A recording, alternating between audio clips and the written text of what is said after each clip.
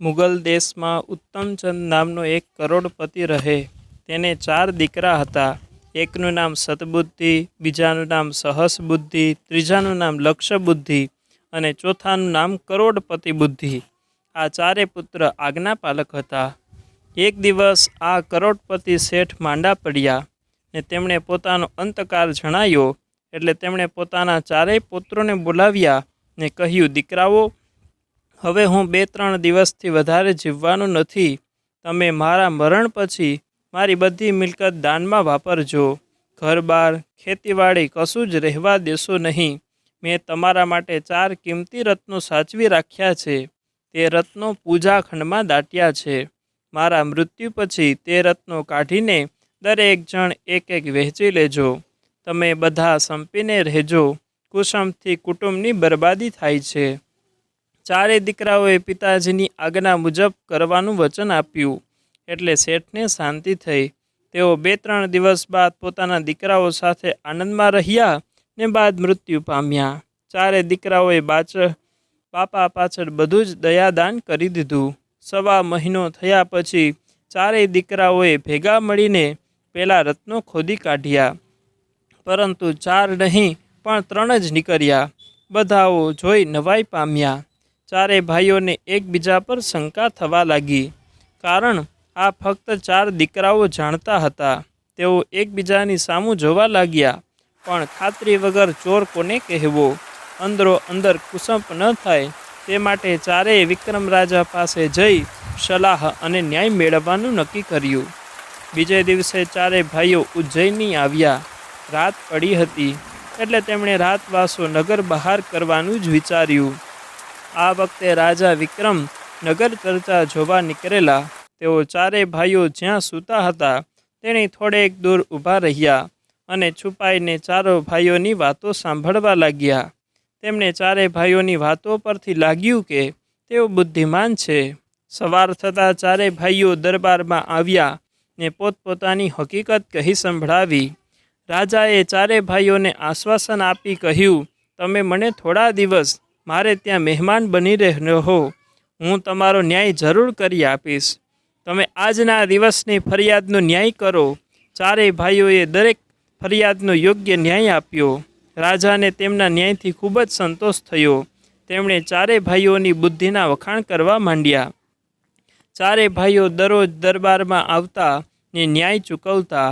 આ બાજુ રાજાને ચિંતા થવા લાગી કે 4 ભાઈઓમાંથી કોણ ચોર હશે? ચોરને શોધવો કઈ રીતે?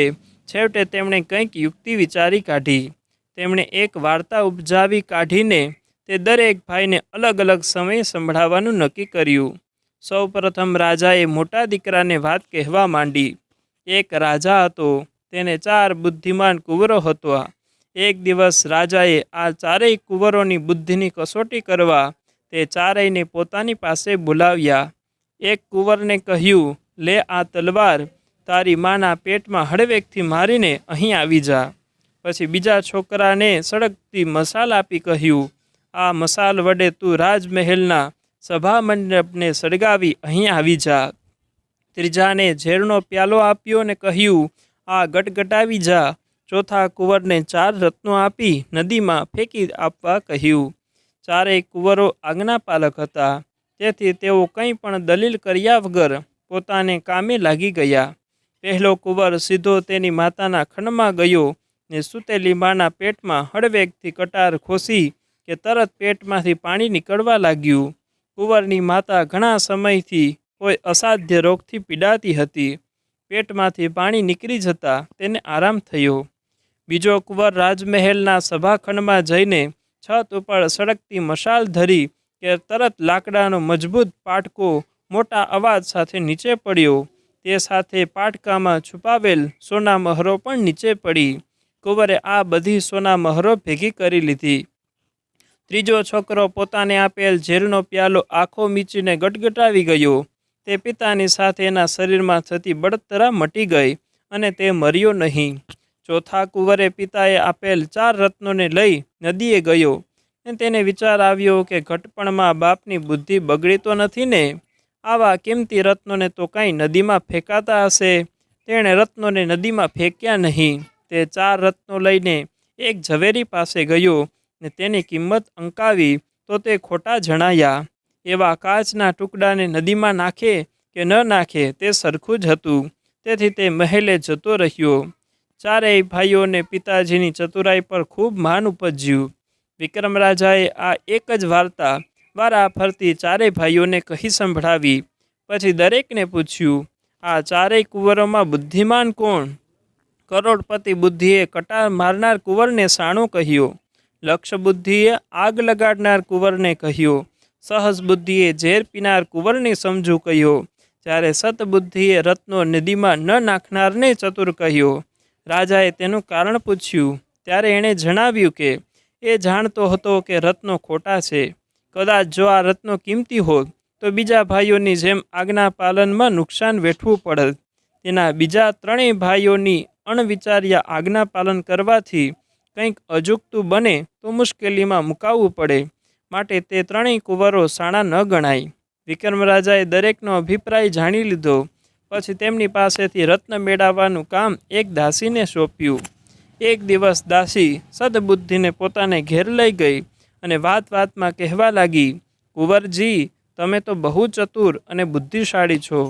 તમારા માટે ધન કમાવવું અઘરું નથી, તો તમને વધારે ધન કમાવવું કેમ ગમતું નથી? મને તમારા ઉપર ખૂબ જ લાગણી છે, એટલે કહું છું કે તમે મારી સાથે જંગલમાં ચાલો. એક જગ્યાએ જમીનમાં ખૂબ જ ઊંડે ધન દાટેલું છે. સદબુદ્ધિ તો વગર મહેનતે ધન મળતું સાંભળી તે તો વગર વિચારે દાસી જોડે જવા તૈયાર થઈ ગયો. દાસી અને સદબુદ્ધિ બંને રાતે અંધારામાં જંગલમાં ગયા. અધવચ્ચે જતા દાસીએ કંઈક વસ્તુ ઉછાળીને ફેંકી તો તેને પડવાનો જોરથી અવાજ થતાં સદબુદ્ધિ બોલ્યો, શું પડ્યું? દાસીએ કહ્યું, મારા ઘરની ચાવી પડી ગઈ છે. બંને જણા અંધારામાં આમ તેમ ફાફા મારવા લાગ્યા, પણ ચાવી મળી નહીં. એટલે દાસી બોલી, આજે હું હીરાનો હાર પહેરવાનું ભૂલી ગઈ. જો તે હોત તો તેના જગમગાટના અજવાળે ચાવી શોધી કાઢત. આ સાંભળી સદબુદ્ધિએ ઓટીમાંથી એક રત્ન કાઢ્યું. રત્નના જગમગાટથી થોડું દેખાવા લાગ્યું. સદબુદ્ધિએ તે રત્ન દાસીને આપ્યું. દાસી તે રત્ન હાથમાં લઈ ચાવી શોધતી શોધતી દૂર નીકળી ગઈ ને પછી રત્ન પોતાની મુઠ્ઠીમાં છુપાવી દીધું, જેથી તરત અંધકાર થઈ ગયો. તે ચતુર દાસી આ તકનો લાભ લઈ સીધી મહેલે આવી અને તે રત્ન વિક્રમ રાજાને આપ્યું. રાજાએ તેનો ખૂબ આભાર માન્યો. જ્યારે આ સતબુદ્ધિ અંધકારમાં અથડાતો કૂટાતો બૂમો પાડવા લાગ્યો, પણ કાંઈ જવાબ મળ્યો નહીં. છેવટે તે કંટાળીને તે પોતાના ભાઈઓ પાસે આવી ગયો. પણ રત્ન ગુમાવ્યાની વાત કોને કહે? મનમાં અને મનમાં તે પસ્તાવા લાગ્યો. થોડા દિવસ પછી એક દિવસ વિક્રમ રાજાએ આ ચારે ભાઈઓને કહ્યું, તમે આજની રાત મારા મહેલમાં રહો અને મારું રક્ષણ કરો. ચારે ભાઈઓએ એક એક પહોરનો વારો બાંધ્યો. સૌથી પહેલો વારો સતબુદ્ધિનો હતો. તે ખુલ્લી તલવારે વિક્રમ રાજાના દરવાજે પહેરો ભરતો હતો. તે સમયે એક સાપ રાજાના શયનખંડમાં પ્રવેશવા જાય તે પહેલાં સતબુદ્ધિએ તલવાર વડે તેના ટુકડા કર્યા અને તેને એક પોટલીમાં ભરી પલંગ નીચે મૂકી વળ્યો. તે સમયે ઓચિંતી રાજાની આંખ ઉઘડી ગઈ. તેમણે સદબુદ્ધિને પોતાના પલંગ પાસે ઉઘાડી તલવાર સાથે જોયો. તેમને થયું કે સદબુદ્ધિ તેમને મારી નાખવા માંગતો હશે, પણ હું બચી ગયો. થોડી વાર પછી સહજ બુદ્ધિનો વારો આવ્યો, એટલે સદબુદ્ધિ જતો રહ્યો. રાજાએ ગુસ્સામાં આવીને સહજ બુદ્ધિને કહ્યું, સદબુદ્ધિ મને મારી નાખવા માટે મારા પલંગ પાસે આવ્યો હતો, પણ હું તો નસીબ જોગે બચી ગયો છું. સહજ બુદ્ધિએ શાંતિથી કહ્યું, હે રાજન, ઉતાવળિયું પગલું ન ભરો, થોડી ધીરજ રાખો. હું તમને એક અવિચારી કામ કરવાની વાત કહું છું, તે ધ્યાનથી સાંભળો. એક રાજાનું કુંવર પ્રધાન પુત્ર સાથે ખૂબ જ રખડ્યા કરે. તે રાજકાજમાં કંઈ ધ્યાન આપે નહીં. એક દિવસ રાજાએ તેને ઠપકો આપ્યો, એટલે તે ગુસ્સામાં અને ગુસ્સામાં પોતાનો માનીતો પોપટ લઈને મહેલમાંથી નીકળી પડ્યો અને પ્રધાન પુત્ર સાથે નગર બહાર મિત્રો ચાલતા ચાલતા એક જંગલમાં આવ્યા. રસ્તામાં રાજકુંવરને ખૂબ તરસ લાગી, એટલે પ્રધાન પુત્ર તેને એક ઝાડ નીચે બેસાડી પોતે પાણી શોધવા ગયો. તેને પાણી લઈ આવતા ખૂબ વાર લાગી. રાજકુંવર પાણી વગર તરફવા લાગ્યો. એવામાં એક આશ્ચર્ય થયું. કુંવર જે વડ નીચે સૂતો હતો તે વડ ઉપરથી પાણી જેવું કંઈક ટપકવા માંડ્યું. કુંવરે તે એક પાત્રમાં ઝીલી લીધું. થોડી વારમાં તો આખું પાત્ર ભરાઈ ગયું. કુંવર જેવું તે પાણી પીવા જાય તે પહેલાં જ પોપટે પાંખની ઝાપટ મારી તે પાણી ઢોળી નાખ્યું. કુંવર ખૂબ ગુસ્સે થયો.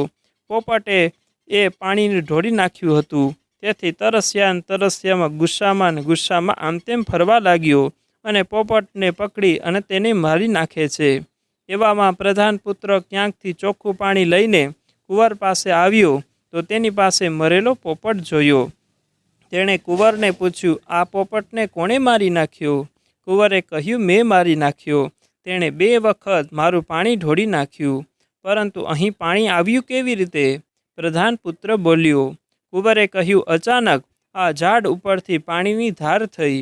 પ્રધાન પુત્રે ઉપર જોયું તો વડની એક ડાળ ઉપર સમડી એક મોટો અજગર ઉપાડી લાવેલી અને તેનું પેટ ચીરેલું હતું. તેને થયું કે જરૂર આ પાણી અજગરના પેટનું જ હોવું જોઈએ. જો આ પાણી કુંવરે પીધું હોત તો ચોક્કસ તે મરી જાત. પોપટે તો કુંવરજીનો જીવ બચાવ્યો. તેણે રાજકુંવરને આ બધી વાત કરી. કુંવરને સાચી વાતની ખબર પડતા ખૂબ જ પસ્તાવો થયો. તેથી હે રાજન, ક્યારેય વગર વિચાર્યું અને ઉતાવળિયું પગલું ભરવાથી ક્યારેય માઠું પરિણામ આવે છે. પછી તો લક્ષ બુદ્ધિનો વારો આવ્યો. તેણે પણ રાજાએ સહસ બુદ્ધિને કરેલી વાત કરી. લક્ષ બુદ્ધિએ પણ રાજાને અનેક દ્રષ્ટાંતો સંભળાવી શાંત પડ્યા. તેના પછી કરોડ બુદ્ધિનો વારો આવ્યો. તેણે પણ રાજાને ઘણા સુંદર ઉદાહરણ આપ્યા. સવાર પડતા 4 ભાઈઓ રાજા પાસે આવ્યા. સદબુદ્ધિએ રાજાને પલંગ નીચે પડેલી પોટલી ખાલી ખોલી બતાવી. તેમાં સાપના કટકા હતા. તેણે રાજાને બધી વિગતવાર કહી. રાજાને સદબુદ્ધિ ઉપર ખૂબ માન ઉપજ્યું. તેમણે 4 ભાઈઓને ઇનામ આપી નવાજ્યા. હવે રાજાએ 4 ભાઈઓને રત્ન વહેંચી આપવાનો વારો આવ્યો. તેમણે દાસીએ આપેલું રત્ન ખજાનામાંથી મંગાવી 4 ભાઈઓને બતાવ્યું કે દરેકને એક એક રત્ન વહેંચી આપ્યું. 4 ભાઈઓએ ચોથા રત્ન વિશે માહિતી માગી. ત્યારે રાજાએ કહ્યું, તમને 4ને એક એક રત્નની જરૂર હતી, તે પૂરી થઈ ગઈ. હવે આ બાબતે વધારે પૂછપરછ કરવાની જરૂર નથી. તમારે ગામમાં જઈને રોજગાર કરી સુખી થાવ. 4 ભાઈઓ રત્નો લઈ વિક્રમ રાજાનો આભાર માની ગામ પાછા ફર્યા. આમ તરુણી નામની પુત્રીએ વાર્તા પૂરી કરી અને પછી આકાશમાં સરર કરતી ઉડી ગઈ. આવા જ મિત્રો, આપણે 32 પુત્રીની વાર્તા ઉપર આજે આપણે 20મી વાર્તા પૂરી કરેલી છે. તો 1 થી લઈ અને 20 વાર્તા જો તમારે જોવી હોય તો મારા ચેનલ ઉપર તમે જોઈ શકો છો. અને તમને જો વિડીયો ગમે તો તમે શેર પણ કરી શકો છો, ચેનલ સબસ્ક્રાઈબ પણ કરી શકો છો. સૌને મહાદેવ હર, જય દ્વારકાધીશ, જય માતાજી.